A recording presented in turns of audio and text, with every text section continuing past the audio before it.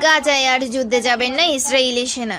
ইসরায়েলের গত বছরের 7ই অক্টোবর হামাস চালানোর পরও অনিয়মিত সেনা রিভাবিস্ট ইয়োতাম ভিলকে সামরিক বাহিনীতে কাজের জন্য ডাকা হয়নি, তবে তিনি স্বেচ্ছায় ইসরায়েলের হয়ে যুদ্ধ করতে যান। এরপর তিনি গাজায় ইসরায়েলি সেনাদের সঙ্গে 230 দিন কাটিয়েছেন। এই যুদ্ধ তার জীবনের বড় ধরনের প্রভাব ফেলেছে, কিন্তু এখন আর তিনি যুদ্ধে যেতে চান না।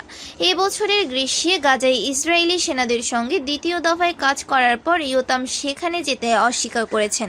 তিনি বলেছেন, সরকার যদি আবার ডাকে তিনি আর যাবেন না। তিনি মনে করেন কিছু ক্ষেত্রে গাজায় সামরিক পদক্ষেপ জরুরি ছিল, কিন্তু এটা হওয়া উচিত ছিল শান্তি প্রচেষ্টার সহায়ক হতে পারে এমন কূটনৈতিক সমাধানের একটি উপায় হিসেবে। তিনি এখন বিশ্বাস করেন গাজায় ব্যাপক ধ্বংসযজ্ঞ চালিয়ে ফিলিস্তিনিদের জীবনকে আরও কঠিন করে তোলার পাশাপাশি জিম্মি মুক্তি কঠিন করে তোলা হয়েছে।